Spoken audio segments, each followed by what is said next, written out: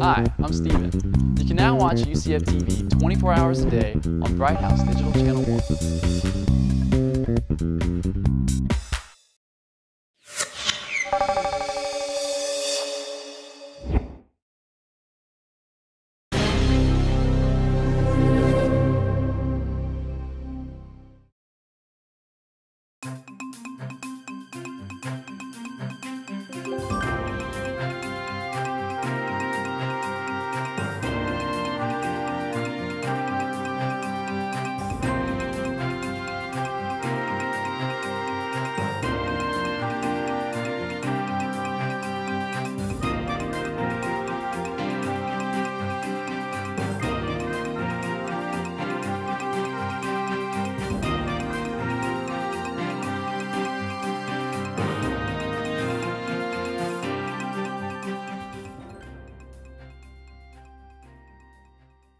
I appreciate it. I was told I'm the closer. I think that's better in baseball than it is at a conference where y'all have been sitting here since 9 this morning. It was one of the interesting things that I've done recently was this teleconference with Harriet Elam Thomas's class, and I'm still talking about it because there's one young man in the class who asked me a question no one had ever asked before. He said, "These trade agreements, aren't they supporting capitalism?" And I said, "Yep, you bet they are." So anyhow, I hope that's not me. I hope you have worked with him because you bet that's what we're supporting. I'm going to repeat a whole bunch of the same statistics that you've heard, endlessly. I looked these up as before I came down here because I thought this would be really things that you wouldn't know, and of course now it turns out you already know them. But some important points just to keep in mind is that Florida exported $48 billion in goods and services last year. The trade supports 1 in 5 jobs in Florida. That Florida's exports have expanded twice as fast as the state GDP. The jobs at exporting companies pay 18% more than jobs at non-exporting companies. That foreign firms in Florida employ 230,000 Floridians, and that those jobs pay 32% more than the rest of Florida's employers do on average. That 39,000 Florida businesses export. I mean, that's an extraordinary number, and that we heard different figures on this, but whatever it is, that somewhere 27,000 plus are small and medium-sized enterprises, because we all know that's where employment comes from.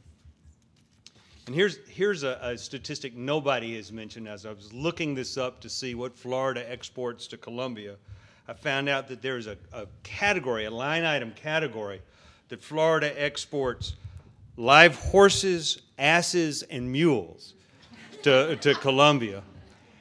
And I just want to say, as somebody who lives in the D.C. area, we need to get on that because we've got loads of those where I'm working. And we'd love to export them.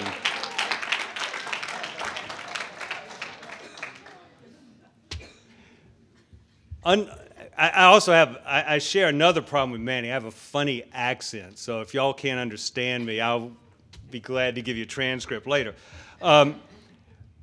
But to me, Florida, in many ways, exemplifies, typifies what I would like to see many of the rest of the United States do, and I think that Florida is ahead of the rest of the country in this way. Manny saw this as a negative. I see it as a positive, and that is that 8 of the top 10 destinations for Florida's exports are in the Western Hemisphere. Now, y'all may have noted that I've spent my career in the Western Hemisphere, and I think it's important, I think it's booming, and I think that having Florida focus on the Western Hemisphere is a natural for the state of Florida geographically. It is a natural for the state of Florida demographically, and it is an area that is going to continue to grow. That's why in November, 22 of the 25 members of the Florida House delegation voted in favor of the free trade agreement with Peru. 22 of the 25. It's because your delegation understands that. The Congress passed the Peru agreement with a large bipartisan majority. We've got 3 more FTAs pending, not 2 more, but we've got 3 more pending. 2 with Western Hemisphere countries and 1 with an East Asian country. Those are in the order in which they're signed and the order in which they'll be dealt with by Congress: Colombia, Panama, and the Republic of Korea, South Korea. It is time for Congress to deal with the Colombia agreement. Let me say it again. It is time for Congress to deal with this agreement. As y'all have heard in the last hour, you've heard it 3 different times. Colombia's exports, by and large, 92% of Colombia's exports enter the U.S. market duty-free. Our products pay tariffs entering the Colombian market. This agreement will give U.S. products the same access to the Colombian market that Colombia has in the United States. It'll generate an estimated $1.2 billion a year in additional sales for U.S. workers and farmers and increase our GDP by $2.5 million. Florida exported $2.1 billion to Colombia last year, and that's almost 1/4 of our total U.S. exports to Colombia came from the state of Florida.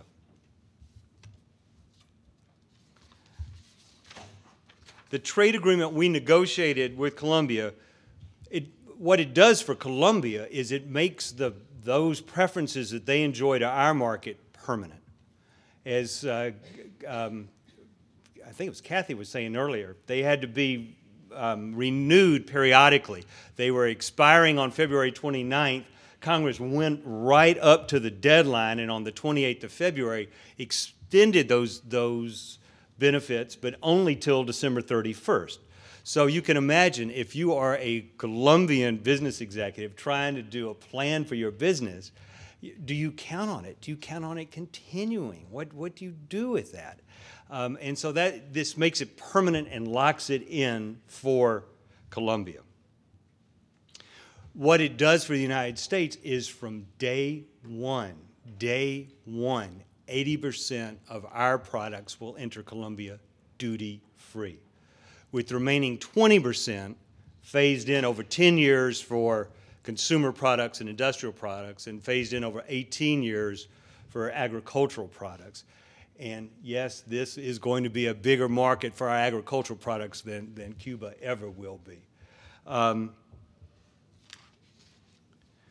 These agreements, however, are about much more than trade. They are about the national security of the United States, and they are about our influence in Latin America. Now, the U.S. media, the national media, I assume the media here at the Orlando Sentinel, to the extent that it focuses on Latin America, it focuses on the colorful. It focuses on the revolutionaries. It focuses on Chavez and on Castro. Is that right? Yeah. And that means the Orlando Sentinel is no different than the New York Times or the LA Times or the Washington Post or the evening news shows y'all watch. Those gentlemen are colorful and they help sell newspapers. But while we as a nation, not we in my office, but it was we as a nation haven't been paying attention, there has been a transformation taking place in Latin America. Latin America is enjoying sustained economic growth and increased strengthening and solidification of democratic institutions.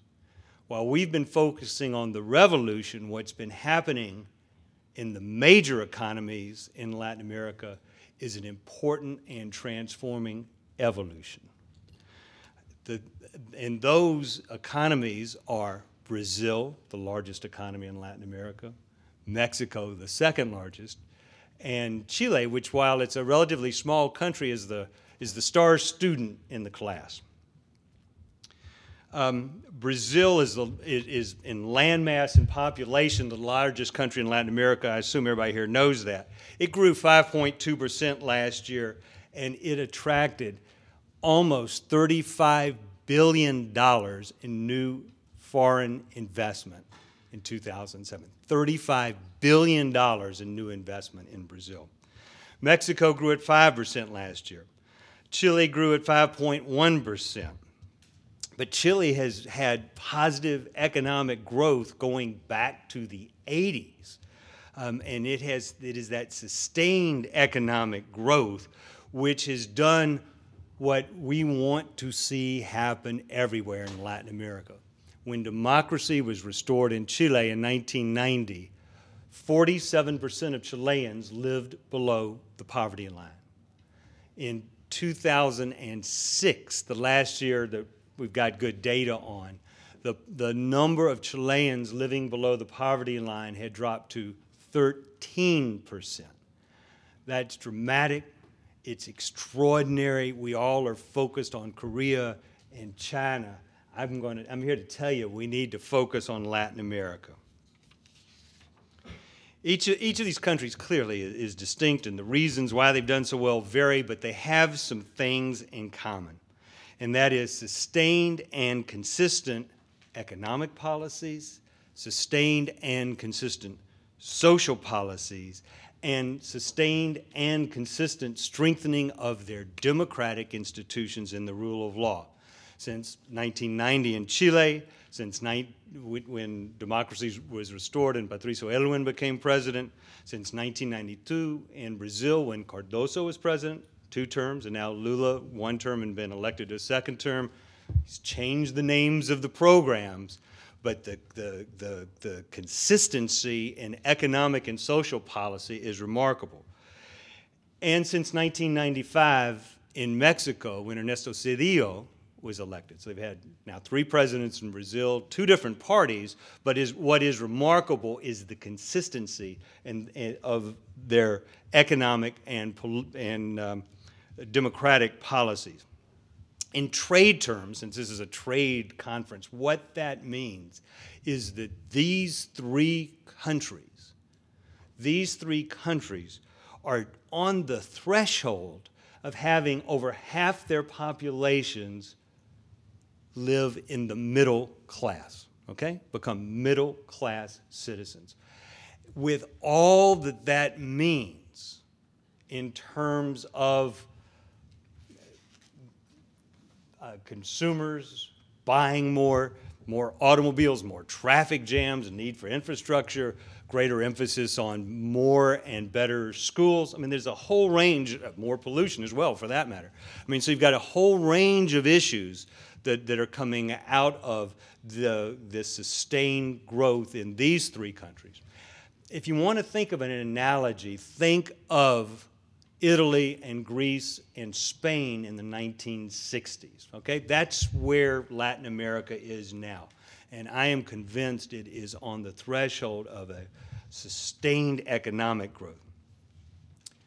Peru, Colombia, and Panama are right behind, okay? Peru, Colombia, and Panama are right behind. They're poised to make that leap to the next level of development and replicate what Brazil and Mexico and Chile have been able to achieve. Last year, Peru grew 7.8%, Colombia 7.2%, Panama 9%, 9%.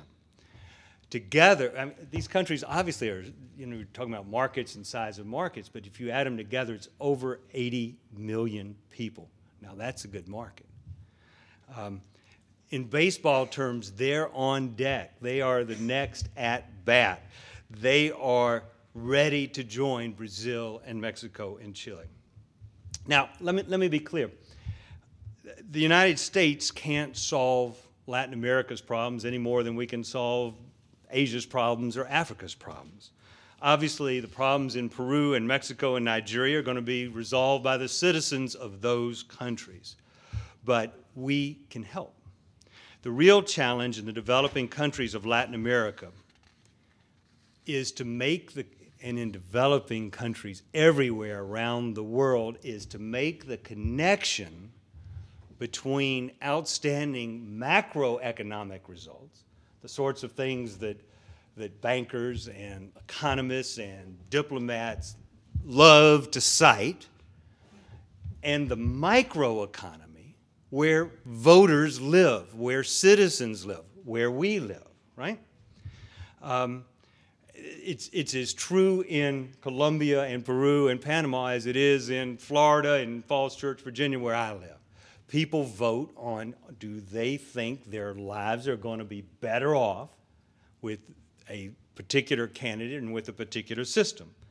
What we want in Latin America generally is for countries with representative democracies.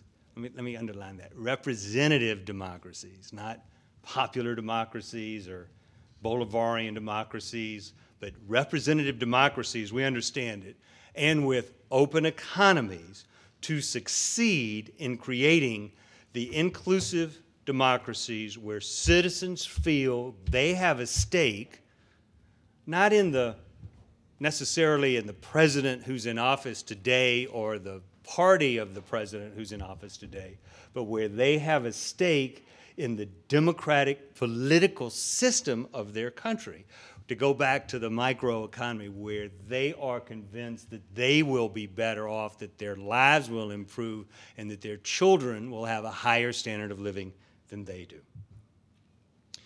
In the State of the Union address, President Bush said, if we fail to pass this agreement, talking about Colombia, if we fail to pass this agreement, we will embolden the purveyors of false populism in our hemisphere.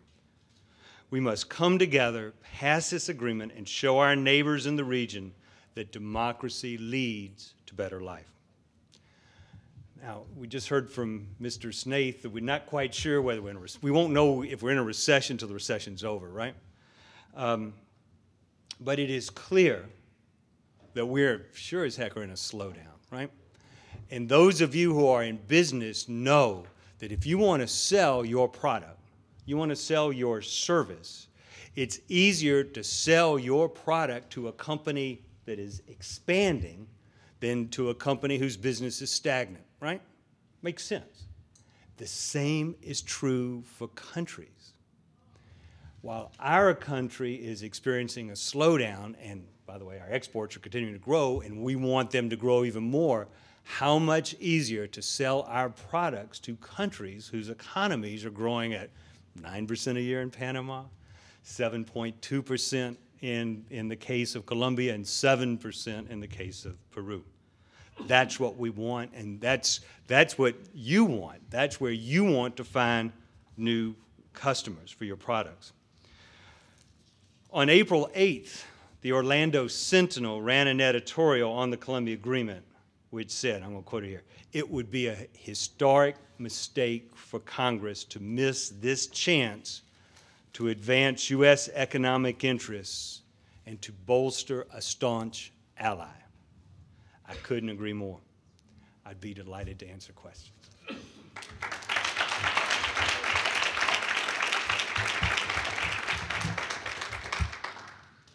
And I hope you have some.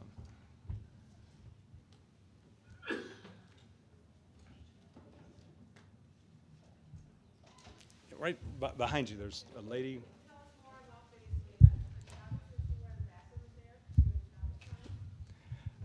First of all, the question is, can I tell you more about Venezuela? I can. How many hours do you have? I mean, there's nothing I like more than talking about Venezuela. But one of the pieces of information up here is that our exports to Venezuela are growing, by the way, in part because oil's at an all-time high, and Venezuela's got loads of money. Not only are we importing more from Venezuela, we're exporting more to Venezuela. What we wanted, and let me also say, what we don't want with Venezuela is a direct confrontation, right? Chavez lives off that confrontation with the United States. I mean, he uses it to try to build nationalism and anti-American sentiment and to justify arms purchases, to justify reorganizing Venezuelan society, and to justify, you know, why things haven't gone right. It's because, you know, the United States has sabotaged it, which, but let me say, is not true. What we want to do, let me go back, what we want to see happen is we want Colombia and Brazil and Peru and Panama and Mexico and Chile, and we want countries to be successful. We want them to be successful. Those who haven't turned to radical populism and people selling bromides which have failed in the past, right? We want countries to grow and to prosper and people to feel they have a stake in their nation. And that means moving people out of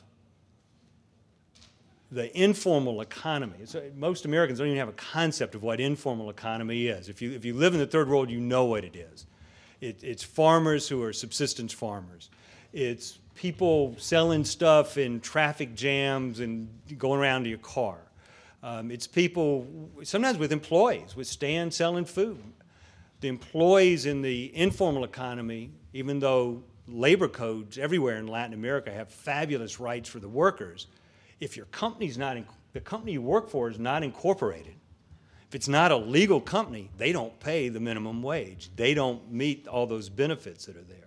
And so what we want to do is, as economies grow, and what these trade agreements aim to do is it's a helping hand to help move people from the informal economy into the formal economy where they have benefits and rights, where they have a chance of getting health care, where they have a chance of sending their kids to school. And that's what we want to see happen. If you want more, I'll be glad to talk to you later with more specificity about Venezuela and Hugo Chavez. Yes, sir. Doctrine figure in. You've heard of it. You bet. Look, what the Monroe Doctrine says is what is not going to happen, right? Europeans are not going to recolonize Latin America. It doesn't say that we're going to solve countries' problems for them. You know, if I had a dime for every time someone, either in Latin America or a Latin America watcher in the United States, said what we need is a Marshall Plan for Latin America. If I had a dime for every time I heard that, I wouldn't be here giving this speech. I wouldn't need to. I mean, you mentioned that there's a big British contingent in Argentina. Look, one of the things that we want to see happen, and I'm glad you asked the question because it gives me a hook to fit this in, is these trade agreements are not just, we're not just focused on trade between Latin America and the United States, right?